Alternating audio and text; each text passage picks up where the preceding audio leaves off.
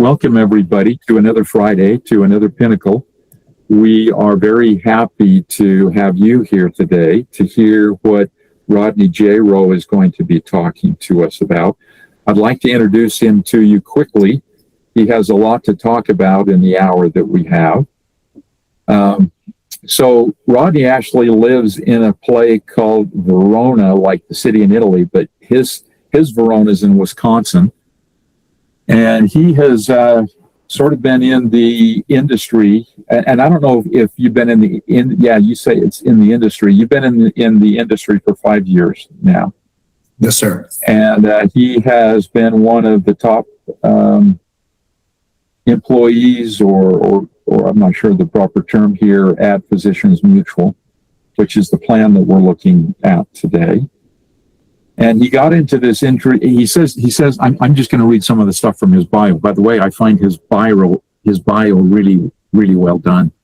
Most bios are just thrown together and you don't really put much thought into it. He's done it in such a way that it seems to be interesting to me. He got into this industry, he says, to protect seniors from being scammed. And I'm seeing a lot of that. I have talked personally with 2 or 3 seniors over the last couple of months who have been scammed out of their savings by the AI stuff that is going on right now. He's been a scoutmaster for 12 years. Whoa. He has 3 scouts of his own, a senior working on his Eagle rank, an Eagle Scout in college, and a 23-year-old serving his country in the Coast Guard, who volunteered and is stationed in the Middle East Theater at this time. So that's kind of scary. You say my better half is a Can. I take it that means Canadian? That may be a typo. She's a CNA, is what I was supposed to say. CNA, okay, CNA, okay. Who works with adults with disabilities and is working on her nursing degree. His family serves in the community to the Boy Scouts and his church, and I would rather lose with my integrity intact than win without it. And I fully agree with that. And he's here today to talk to us about Physicians Mutual Medicare Supplement and their dental plan. And with that, Rodney, take it away. Yes, sir. Well, first off, thank you so much for that a very nice introduction. I always feel that sharing something like the role I have for Physician Mutual is what I do, but who I am is really what's behind the scenes. And I suspect we could all say that, getting a feeling of knowing the person that you're working with, kind of from where their perspective is. So that whole about that comment about losing with my integrity intact, when I sit across the table from someone, or really what I'm doing now is really supporting agents, whatever's suitable for their client is what I want at the end of the day. So I'd much rather a client get an MA plan if it's suitable for them than trying to fit a square peg into a round hole. So I guess I lay that out there because I work with a lot of different agents. My team has around 1,000 agents on it. And oftentimes I can start communicating with someone and they'll say, well, I'm primarily Medicare Advantage plans, or maybe they're almost solely focused on Medicare Advantage. And I say, well, I'm willing to work with anyone because we have a dental product that has no annual maximum on benefits, which is a really nice niche to have. One of the things I want to address, like I said, right out of the gate, is really what's been going on with the disruption in the marketplace. Doug and I were just talking before we came live on to the meeting about the disruption that started with the Part D plans, and then while those were still having some volatility, all of a sudden it rolled into the Medicare Advantage plans as well. And just a couple of real quick statistics, because I kind of like numbers. In 2024, about 1.8 million MA plans were lost for clients who had them. And in 2025, that number went up to 2.7 million people. So over 1 million people were affected, negatively affected this past year than the year before that. So with the Medicare supplement market being or the Medicare market itself being so volatile right now, you're probably painfully aware of MA plans that are either no longer paying renewals, or maybe they're not paying commissions at all. And those Part D plans, I know lots of agencies that lost a ton of revenue when those Part D plans, the Inflation Reduction Act didn't really seem to reduce our inflation all that much. It seemed to cause more people to spend more money out of their pocket. So as that shifts, that burden is going to be shared by everyone. Some of those PD plans shot up to, $100 for premium monthly. So with all this volatile actions taking place in the marketplace, in the Medicare marketplace, we're hearing a number of things. I have agents who are pivoting from Medicare Advantage plans to starting to look more at Medicare supplements. And the reason that they're doing that is, number one, the disappearing additional benefits, and number two, the volatility of those MA plans. In Indiana, an example, 19 counties lost all MA plans. There just wasn't anything. I think someone said maybe there was just one to put people in, but it went from some variety to no variety. So that's what I have had some feedback with people kind of looking to shift a little bit of their business. Now, on the other side of that, Medicare supplements took higher increases last year than we've seen for our company, we had to look back 20 plus years to see what kind of percentage increase for rate increases we've seen. And it was really unprecedented. Now, our company's perspective as we look at the horizon is that by 2027, we're expecting that everything will kind of level out. And when it does level out, what we'll probably see is that the Medicare supplement market, those just general Medicare supplements, are going to be at a higher cost than they have been ever. And we know that every year anything increases, it's the highest cost it's been, but kind of looking at what that Medicare supplement, what that playing field looks like, is that those standard products, those Gs, and let's face it, the Fs are fleeting because of that population kind of not needing to move into those plans as much. Kind of has a little bit of a change there with that F plan. But those G plans, the loss ratios are extremely high. In order to have a sustainable loss ratio, people had to raise their prices on them, which has caused the folks who maybe were really focused on Medicare supplements to start also looking over towards MA plans.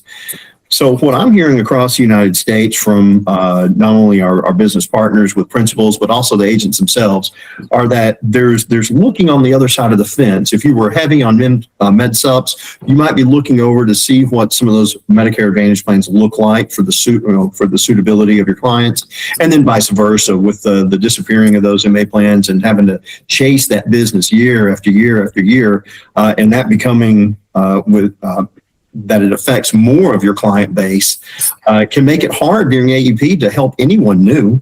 I mean, you're just trying to maintain the business you have. So I think that there's a lot of new ideas coming to the surface. Whether you are heavy on one side or the other, you might be looking to kind of increase your portfolio or increase what you're doing with diversifying a little bit of that activity. So we see all that.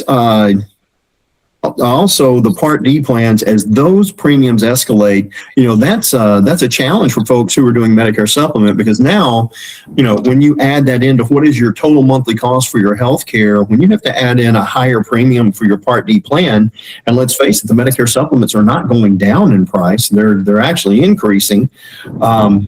It can create a situation that it starts outpricing people from being able to afford a Medicare supplement. Now, that's if we're talking just about that straight G product, the comprehensive plan that the only out-of-pocket you have. Generally, when you get one of those plans, it's just going to be that Part B deductible annually. So those plans I call them the Cadillac plan, because there's no out-of-pocket other than that Part B deductible. Well, there's been buzz in the industry, and I started hearing about this probably around July of last year. People taking a look at those cost-sharing plans where you have a Medicare supplement, and I want to say the threshold is either around $3,000 or it's around $6,000, where you have that as your maximum out of pocket. but you're doing that cost sharing so that you can have a more affordable premium. And those are nice alternatives. However, I would say that if you haven't heard about our Innovative G, that is really, I'm calling it the cat's pajamas, because it is a plan that operates like a high deductible plan. So the deductible this year is set by CMS at $2,950. And so that would also, you could use the words, that could be your maximum out of pocket. But the Innovative plan behaves like a high deductible plan for 3 calendar years. At the end of those 3 calendar years, that deductible drops off, and now it's a full-blown G. The plan has growth as far as the premium because of medical inflation coupled with attained age. But what will happen is those plans cost about 25 to 35% less than a G, and they never catch up to the G. I have a slide I'd like to share. Bear with me if I can just figure out how to navigate this one. Let's see, Crimtown. There we go. All right. Bear with me, my apologies. Just learning a different platform here. You know, that high deductible for 3 years approach, that's really creative. That really is. Yes, sir. We did have someone in the chat. We had one of our agents say that he personally has the PM Innovative G plan. Okay. He says good plan, very competitive. So he's singing your praises. Excellent. Excellent. I love it. I love it. I'm just having a little bit of challenge navigating this particular platform for sharing, and I know that no one wants to share. We're seeing your calendar. Yeah. I'm going to close that out. I know no one cares about that. If I can't share this, I can send this information to you, and it can be shared to anyone. So let me see if I can just help you real quick. So you click that square, that video monitor with an up arrow. Yes, sir. And what happens is a screen pops up, and there are 3 tabs on the screen that let you share a tab in your current browser, share a different window, or share your entire screen. And so if you have your presentation in a separate window, you'd want to go to, I believe it's the middle tab. Click the middle tab, and then it would show you all the available windows, and then you would select that presentation to show it. Okay. And I'm not seeing my presentation there, so I'll take a look at the entire screen. I'm not seeing it there. Let's see if time to share. You know,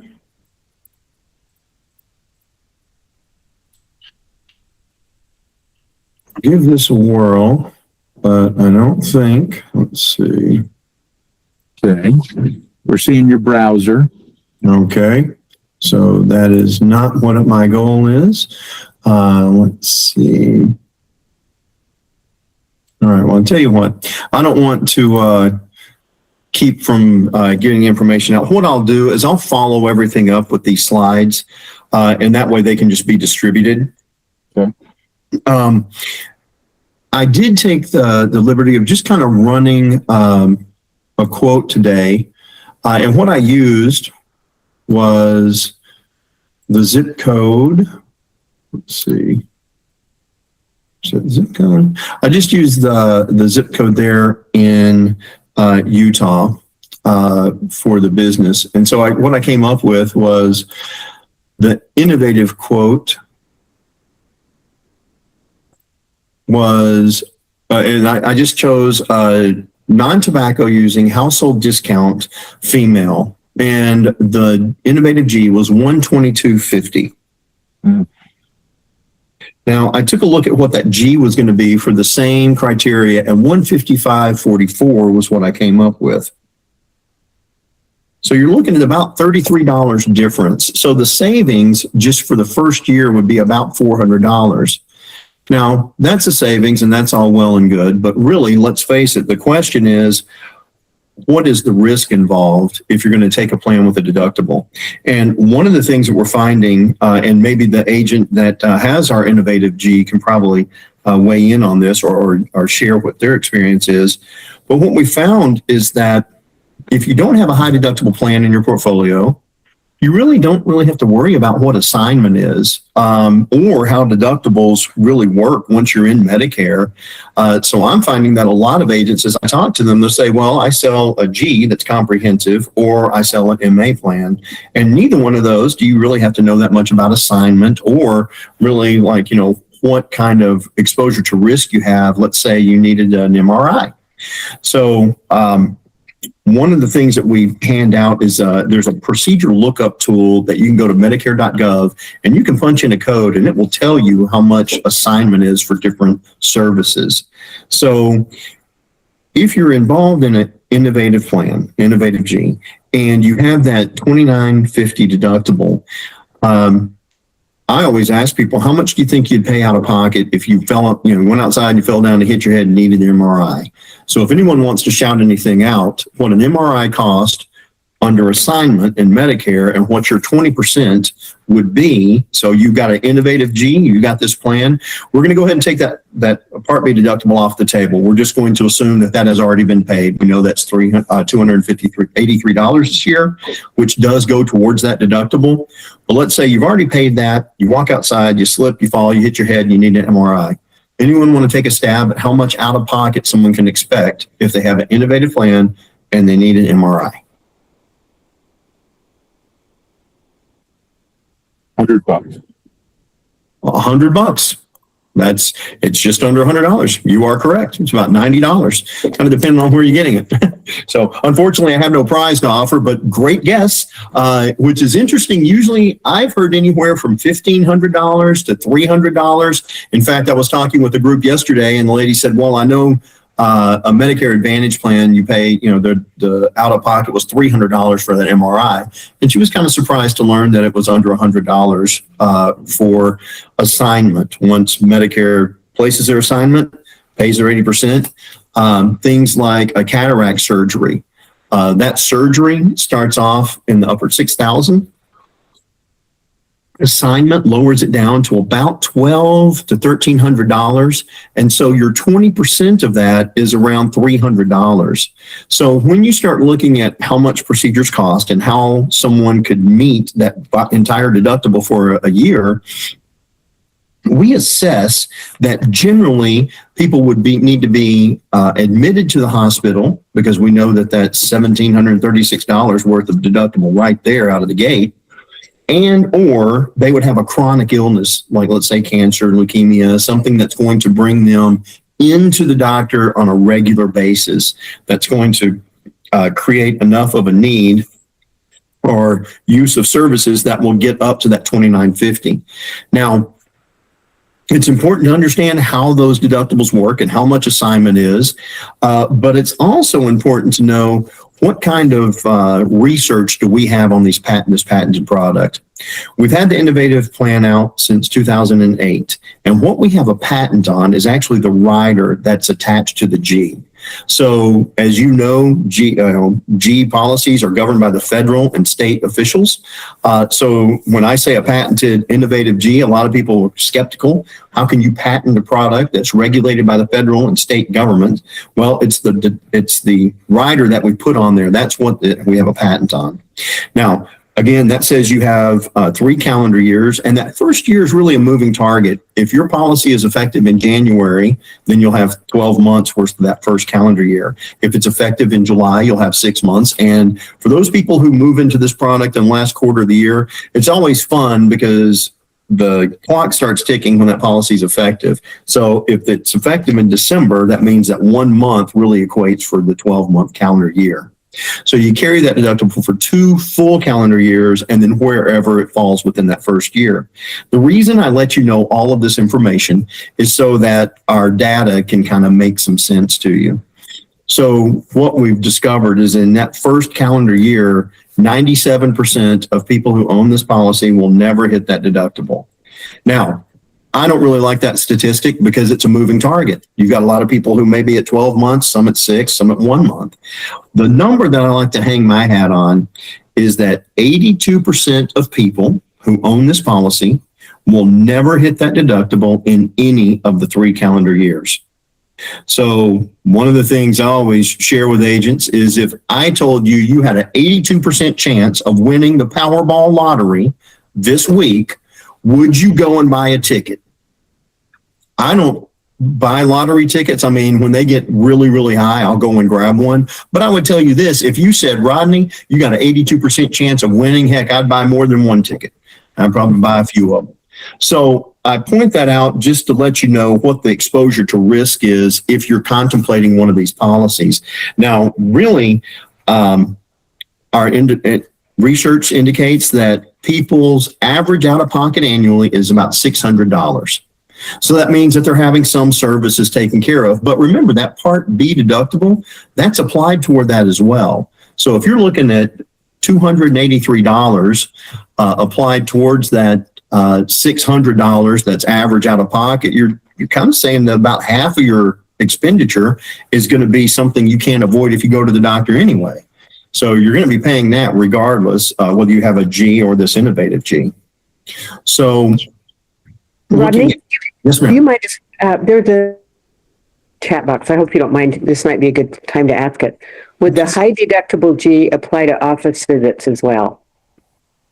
Yes, it applies to any medical services you're using. It would be subjected to the deductible. However, what I would like to point out is that with that, you also get all-cost preventive care. So let's say that it was, let's say that you had, all-cost preventive care. If you wanted to go get a physical exam, and we all know that Medicare doesn't pay for a physical exam, that welcome to Medicare visit and that annual Medicare visit, that is a conversation with your doctor. No one taking advantage of that benefit with Medicare has been asked to put on a robe and sit on that table with all that crinkly paper on it. No one, because that's not what Medicare covers. However, if your client wanted to go in and get a physical exam, that physical exam is coded preventive care. We cover the cost of that physical exam before you have to touch your deductible. Now, one of the reasons we point this out, we don't want to create any situation where someone detours going to the doctor or prolongs going to the doctor because they feel they'll have some out-of-pocket associated with it. Healthy clients are happy clients, generally speaking. So what we want to do is whether you get our G and you know you can go and get a physical exam done and the policy is going to pay for it, the policy will still pay for it if it's preventive care before you have to touch your deductible. So very important. It's a great question. Everything that's subjected to that deductible that's on that policy would be, obviously, we know Part B. We know, everyone has to pay that, kind of like death and taxes for most of us, unless you're grandfathered in. But then there's the 20% co-insurance for Part B that lives on the table. There's the Part A deductible, that's $1,736 that's on the table. So those things do go towards the deductible, and they are your out-of-pocket. One of the most unique aspects of this or benefits of this innovative plan is if at any time, well, let's use this example. Heaven forbid someone receives a cancer diagnosis, but we know that 1 in every 2 men and 1 in every 3 females will receive some type of cancer diagnosis in their lifetime. So let's say someone gets this innovative plan and 3 months into it, they get a heaven forbid, but a cancer diagnosis. Now they know they're going to be satisfying that deductible annually as they battle cancer, whether it's going to chemo, therapy drugs, things like that. So they know that their services are going to be used, and they may think to themselves, I chose the wrong policy because now I'm going to be stuck paying these deductibles. And, I had no idea this chronic illness was going to come down the pipe and land in my lap. Well, all it takes is a piece of paper where you say, my name is Joe Dirt. My policy number is XYZ. I'd like to drop the rider and convert it to a G, a full-blown comprehensive plan. You sign it and you date it and you send it in. The rider drops off. The first of the following month, you have a G now. You have a totally comprehensive plan. So it's almost risk-free. So if someone wanted to try this, if at any time they just wanted to drop the rider because they just didn't like the unknown, they didn't want to be curious about what kind of bills may come in, no worries there. If they want to drop it because they have a chronic illness, which is adverse selection at its finest, but we don't want them to be trapped in that. We want them to have that opportunity to drop that if they want to. I'll also tell you that if you have one of these policies out there and your client says, I want to talk about dropping that rider, I also am happy to be a part of that meeting. I've had that happen a number of times. I'm not there to persuade someone to keep the rider or drop the rider. I'm just there to answer questions so that everything that's out on the table is recognized before that move is made. I've sat with a number of people that dropping the rider was exactly what they should do. More often than not, I'll sit with someone who's approaching the end of that term that they'll be carrying that rider, and they've realized that, spending a couple of thousand out of their pocket towards that deductible is far less money than the savings they'll have over the years. An example would be, first we need to know how long do these policies stay on the books. Deft research tells us that any G policy has a lifespan of about 3 years on the books. Now we know that probably a lot of that's going to be due to medical inflation, increasing premiums, and then someone gets their premium increase, they look to switch to another product where they start off again at a lower rate. So if you take a look at that, you know that there's a lot of moving around. Now, some people I've had agents say, not my clients. And that's awesome because I know that when agents have clients that are happy with their products, they took the time to educate their clients on it so that they're not distracted by the shiny new, objects that come down the pipe. With this innovative plan, it has a 97% persistency. I like to ask people to really think about what products in your portfolio have a 97% persistency. Usually I get term life insurance because, they ride it all the way through the term and then they drop it and they don't need it anymore. But Medicare supplements generally do not have a 10-year shelf life on the policy. These policies are on the books an average of 10 years and a 97% persistency. Now, what that means to me when I hear those numbers are that clients are happy with the product they have. And so you don't have to go chasing that business every year. The people who are in your innovative plans, generally speaking, you're doing a Part D drug review, but very seldom are they looking at moving into another plan because, it started off at about 25 to 35% lower in premium. And so it's an affordable product. Real quickly, just to kind of give you some insight, because we talked about the volatility in the market and we talked about Medicare supplements and what they look like moving forward and what we anticipate seeing as the new norm. And that is loss ratios.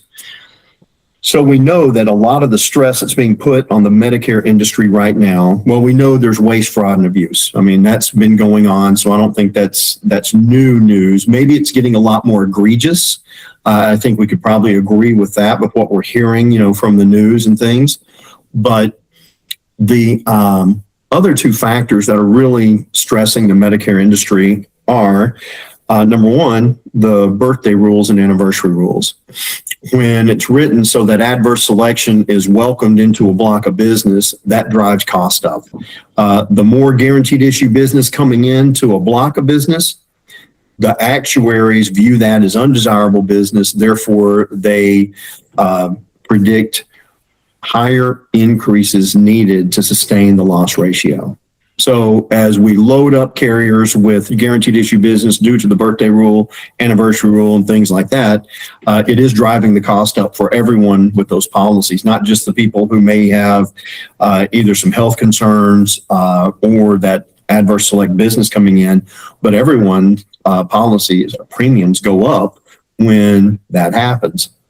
The other thing in the industry that's really driving the cost and creating the stress in the Medicare industry is people prolonging services until they get into Medicare. And I can give you a perfect example.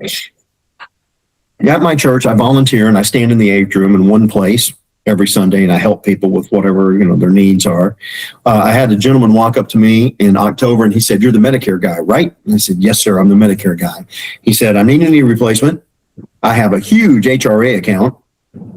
I go into Medicare in February of next year." So this was about 5 months down the road. And he said, "Here's my plan. I'm going to go have my knee replacement done before I get into Medicare so I can use all of my HRA money. That way it doesn't go to waste. And then I can go into Medicare, free and clear and deplete that money in that HRA." Now, if I were looking out for Medicare industry's best scenario, I would have just let that man say, I would have said, "Yeah, you know what? That sounds like a sound plan." But that's not ethically or morally right. I believe that we have an obligation to the clients that sit across the table from us. And that obligation is stronger than my obligation to Physicians Mutual, or stronger to anyone's obligation to either their upline or the carriers themselves. The obligation is to the client sitting in front of you, and to operate with integrity, ethics, and morals. So I told this gentleman, no, here's what I would tell my father or my grandfather. I'm going to tell you the same thing. Go ahead and wait till you get into Medicare, have that knee replacement. Number one, it's going to cut the cost down. The front line on the knee replacement surgery is about $14,000. Medicare's assignment is about $1,400. So you're going to knock off about 90% of the cost by waiting till you get into Medicare. And after you knock off 90% of the cost, Medicare is going to pay for 80% of that bill, and you're going to be left with only 20%. And what plan you get with that large HRA, I would recommend going with the plan that has a deductible on it, because your HRA money can pay for that deductible. And then the thought comes to your head, well, if you're doing a cost sharing plan, then once that HRA money is depleted, if the person is still stuck in the plan because of their health, they can't move anywhere else. Now they're going to have that out of pocket passed on to them. And that's true if you're using a Medicare supplement cost sharing plan that's on the market with a number of different carriers. If that person takes the innovative plan, they can utilize that HRA money to pay the deductibles that they may incur along the way, and then that deductible drops off. Now they have a totally comprehensive plan, or a G. So the need for that HRA money is no longer present for at least the deductible. Now, to my understanding, HRAs are a little more flexible than a HSA, and so you can pay your premiums as well with an HRA, to my understanding.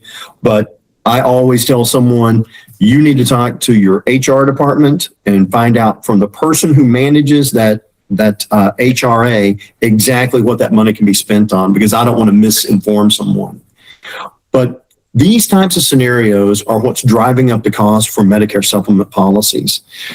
With the buzz in the market being about cost sharing plans, I think our innovative plan is the perfect solution for that, because eventually it does convert over to a G, and then you have that policy, and like I said, staying on the books an average of 10 years. So at this point, without being able to share my slides, and again, I'll send these out, and that way y'all can all have them. I don't have any secret information, and I'd much rather you have it and reach out to me about questions about it than trying to keep that information from you. But right now, I guess if there's any questions in the chat, or you have any questions about the innovative plan or our products regarding Medicare supplements, I would address those, and then we'll move on to the dental. Yeah. So yeah, go ahead, Dex. I think Nancy and I were going to say the same thing. So in our chat feature, one of our agents has said, "I heard that the government may start applying in-network and out-of-network rules to Medigap. Can you comment?" I have not heard anything about that. I do know that some doctors and some providers are really taking a look at continuing to accept Medicare, simply because the assignment is so low and you have so many people switching. When a person waits 2 years to go into Medicare, not only does it stress Medicare, but the adverse effect is also on group care. So I haven't heard anything about Medicare, original Medicare having any kind of networks. Now, they are going to start looking at doing some I guess, pre-approvals, but the pre-approvals really aren't meant to prohibit the service from being given. The services that they're targeting for these pre-approvals are ones that right now are being used egregiously to defraud the federal government of dollars. And it's on a huge level. We're talking not millions, but billions of dollars. So right now, and Medicare has always had some pre-approval on some things. It's just not in the limelight, and it's all done on the back end. So most of your clients have never experienced it, or if it happened, they were never notified about it, because again, Medicare is simply looking for ways to reduce the amount of waste, fraud, and abuse. So haven't heard anything about networks, but do know that there's some, they're going to be doing some trial runs on pre-approval of some high use services. Rodney, you said something there. I think that you said something there that piqued my interest, which is in one of those behaviors where people postpone their procedures until after they get into Medicare. You said, of course, that hurts Medicare, but then I believe that you also said that it hurts the group, and I'm interested in understanding that. Absolutely, absolutely. And this was something that was very eye-opening to me. I sat in on continuing education when they were talking about Part D plans, and they were just talking about usage and things. And one of the things they did was they gave us an illustration. Let's say a hospital needs to generate $100 million for operating expenses. That's what they need $100 million generated to cover the loss ratio enough so that doing business is profitable. And let's say we're going to use very easy math. We're going to say that half of the clients going to that hospital are using Medicare, Medicaid services. The other half are using, whether it's, the ACA or maybe group care. So if they say, okay, half of our clients are in Medicare, Medicaid, and the other half are in group care, ACA, and we need $100 million. Well, if half the people coming in, you need $50 million from the people in group care and $50 million from the people who are coming in under Medicare, Medicaid. Well, we know that Medicare, Medicaid only pays about, I would say, 20% at best of what the frontline cost is. Like I said, knee replacement surgery is about $14,000. Assignment is about $1,400. So that's only 10% of what that cost is. Well, if you apply that to half of those patients that are coming into that hospital, that means they're not going to make 50 million off of that. If they're lucky, they'll make 10 million. Okay, so they're making the 50 million off of your group care and ACA people. You need to make 50 million off of the other half of your clients, but you're only going to make about 10 or 15 million. Well, what happens with that $40 to $35 million deficit? It moves right on over to the group care side. They still need to make that money. And increasing the amount of Medicaid, Medicare patients they have is actually going to cause more strain on their budgetary needs than it is solutions. So if they try to increase the amount of people coming in through the group care or individual health care, then that's where they can make some of that money up. But really, most hospitals operate at about 100% capacity when they're looking at how many patients they're able to serve in a year. So in this scenario, you have a hospital that's making the 50 million they need to off of the group care and ACA people, but they're only making about, let's say about 20% of what they need off of the Medicare, Medicaid. Somewhere they have to make up that 40 to $30 million. And what they do is they just charge more on the other side. So I'm going to repeat this back to you. I'm going to put it together in a little bit different way, right? So for me, the bad thing has always been for a person who was eligible for Medicare in a business to remain on the group plan, because when the census is done and the health conditions are taken into account, the premiums are established by the census, which now has all of these seniors that are still on the group plan. So it raises the premiums. What you're saying is if we move those people off the group plan, we put them into Medicare, the hospitals and the insurance companies have to offset those assignment costs by increasing the premium anyway. So whether a senior who continues working stays on the group plan or he goes to Medicare, it's going to drive up the premiums of the group plan regardless. That's an excellent way of putting it, and you're correct that when someone prolongs their service until they get into Medicare, the service providers are making pennies on the dollar compared to what they were making on those procedures. Now, those procedures are already, in my opinion, they're already grossly inflated, right? If Medicare's assignment can say we'll pay $1,400 for a knee replacement surgery that you're charging people $14,000 for, clearly somewhere in between $1,400 and $14,000 is what the actual cost of that is. But I think that the lost opportunity is built into the cost of what group care and individual health care carriers and businesses are charged, because they know they're missing 80 to 90% of the profit that they know, or 80 to 90% of the cost of those services, because someone's gone into Medicare. So as people organically go in, let's say that someone is just turning 65, and I know that employers, my experience has been that HR departments like moving someone off of their group care into Medicare, because it does, number one, it lowers the cost of the employers. Also, it helps keep that premium stable. There's still going to be some things on the back end from those group care providers that are group care carriers that are going to increase those premiums. But from the employer's perspective, they're saving a little bit of money by having someone transition into Medicare. And that organic occurrence isn't really stressing Medicare out, other than the fact that, we all looked at the baby boomers and said, hey, isn't it great? Over the next 15 years, there's going to be a lot of Medicare supplements, a lot of MA plans sold.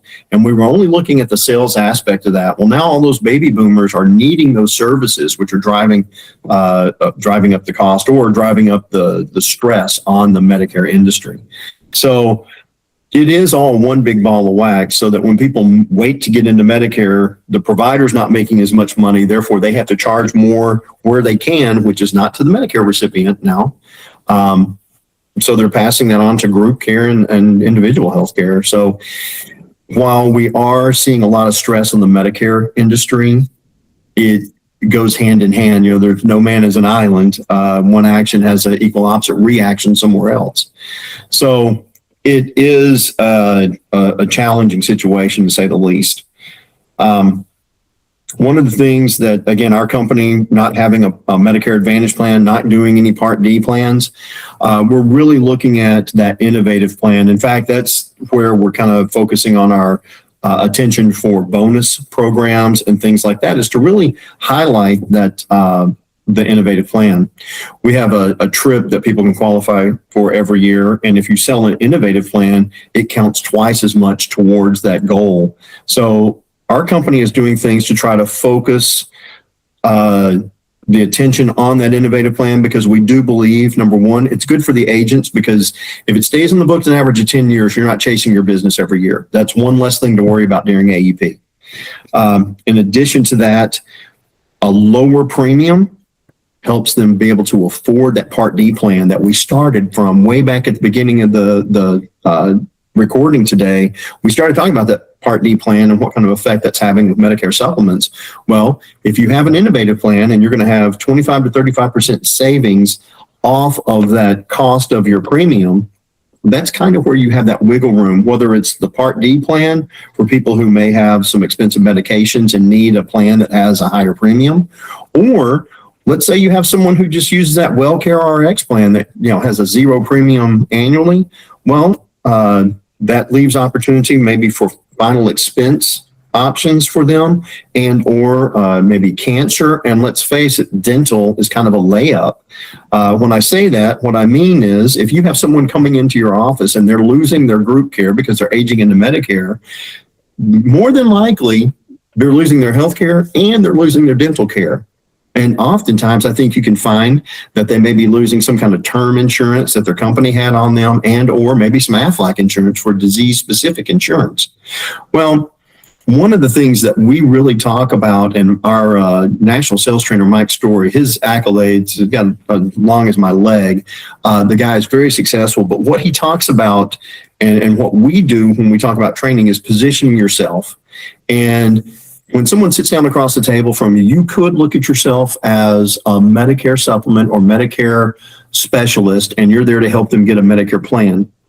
Or you could look at yourself as an HR for retirees, a human resource person for retirees.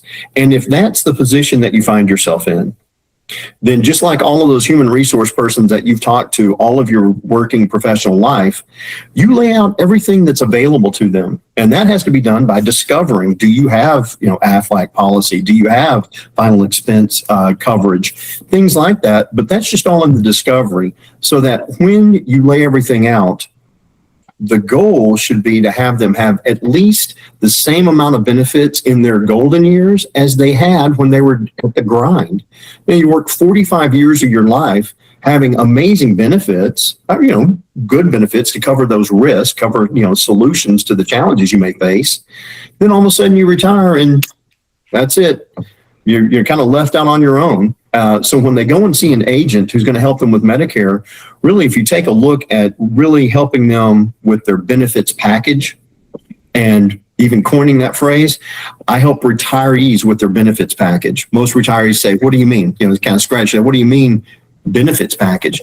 Well, I'm really an HR person for retirees. I have dental.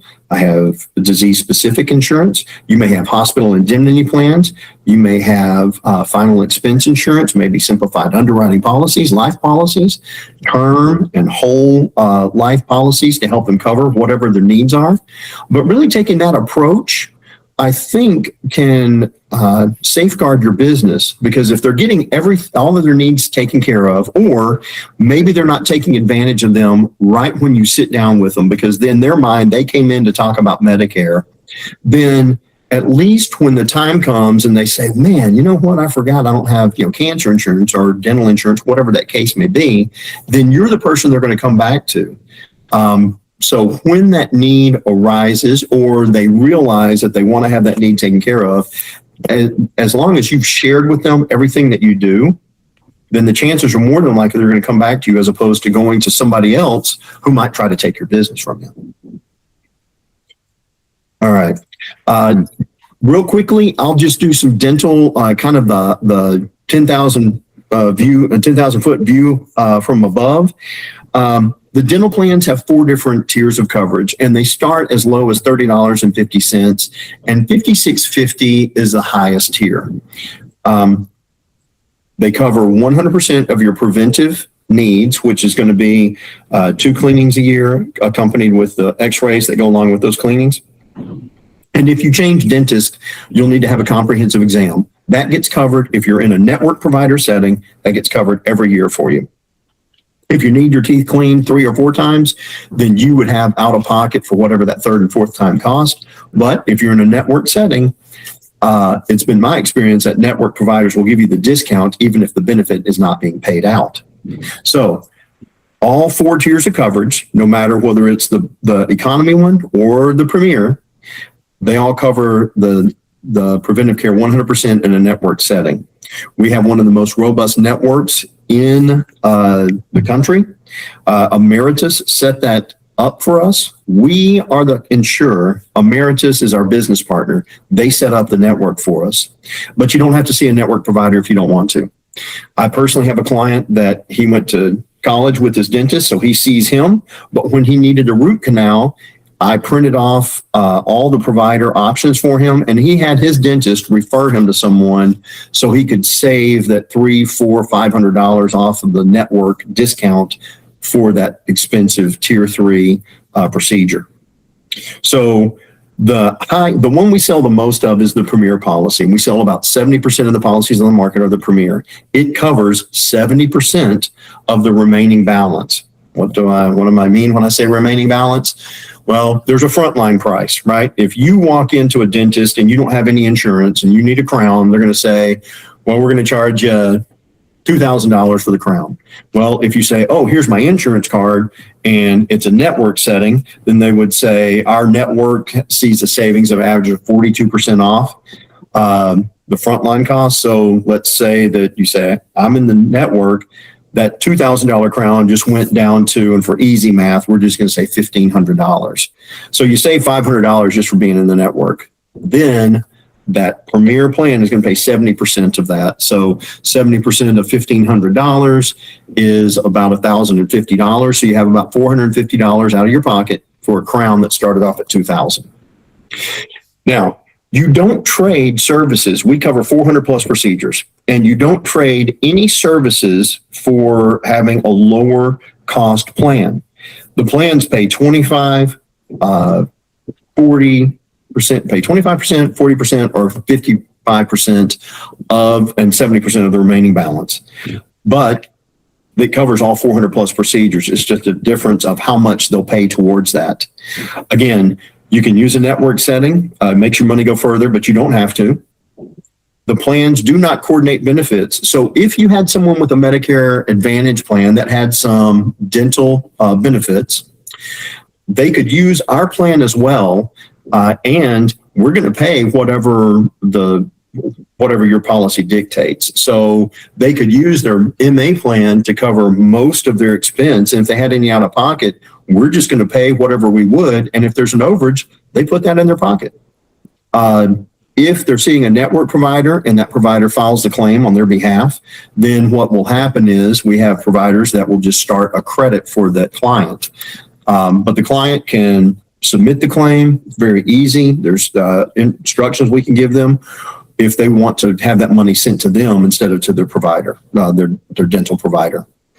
So you can have this coverage with something else. We do have a 1-year waiting period on major procedures, and we don't waive that for any reason. And there's 2 reasons we don't waive that. Number one, you don't have to sign a contract, so you can leave the policy at any time. Number 2, no annual maximum on benefits.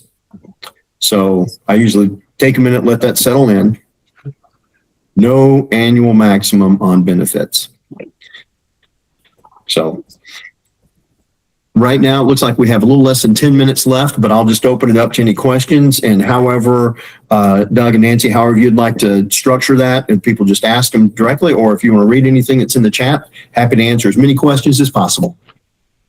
Yeah, so some of the things in the chat, one of them is the agent says, so this, and he's talking about your dental plan. So this is indemnity, question mark.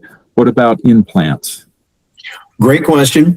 It has $1,000 over the lifetime of the policy towards implants. However, I want to be very specific. When we talk about implants, that's that titanium post. What sits on top of that titanium post is an abutment. There's no limit on the abutments. And what sits on top of the abutment is the crown. No limit on crowns. So really what you're looking at is $1,000 towards titanium post over the lifetime of the policy.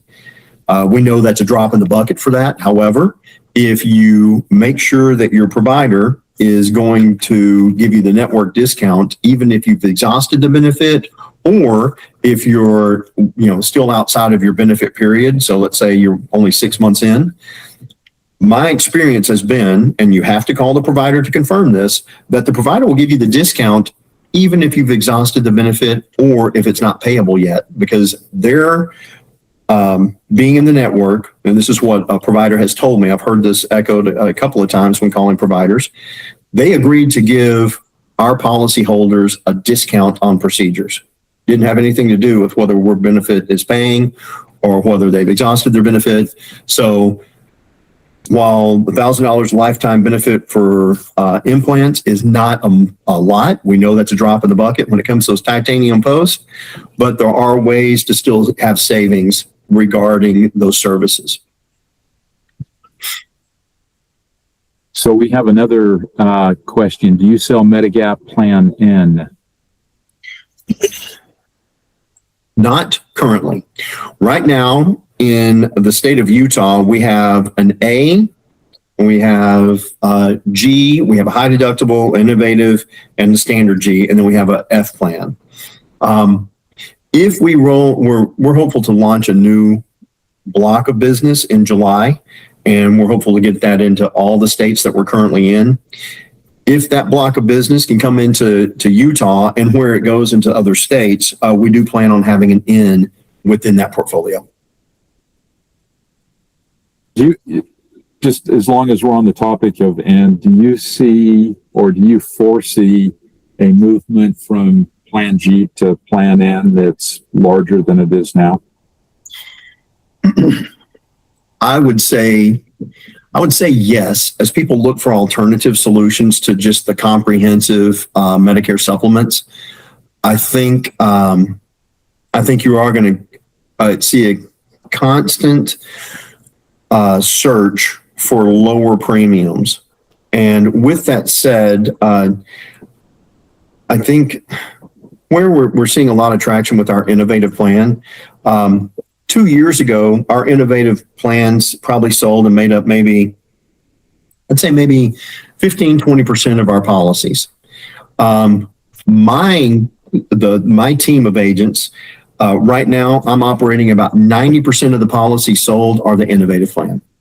And that's a heck of, I mean, myself and my counterpart, we have twice the amount of innovative plans being sold as our other counterparts around the nation. I don't know whether that's due to, our region that we're in, but really we have agents across the United States. I think really what it's attributed to is people, maybe our training, our explanation of it, so people can really wrap their heads around it. While an N is a great product, you always have the out-of-pocket expense with that, as long as you have that policy.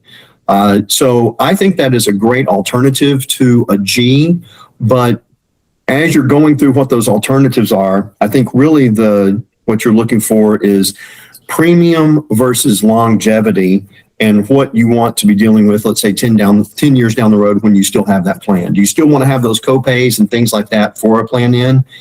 And if that's the most important thing, or if the lower premium is the most important thing, then I think that's what's suitable for people. But I think there's kind of some space in between, where it's not a cost-sharing plan. It's not something where you're going to have the out-of-pocket expense for the life of the policy. I think that's where that innovative kind of fits into that niche.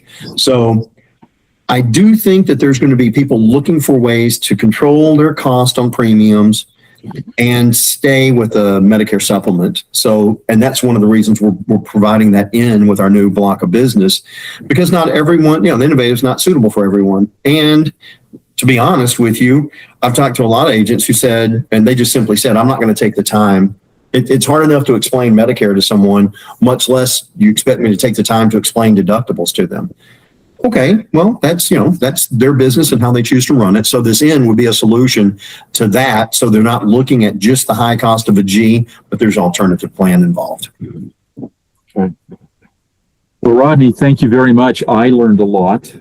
And I am very grateful. I've enjoyed the way that you presented this, and I'm looking forward to seeing that slide deck that you're going to send to us. We're going to post it so that our agents can have access to it. Okay. And agents, we are right in the middle of transitioning from where we posted it out there on Medicare Plan Details.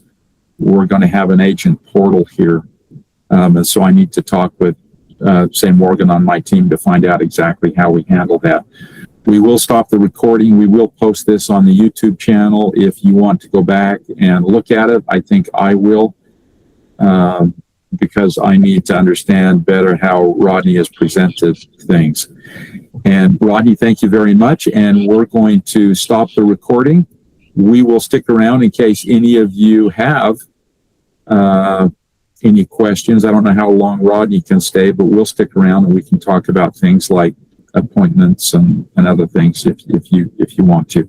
So thank you very much.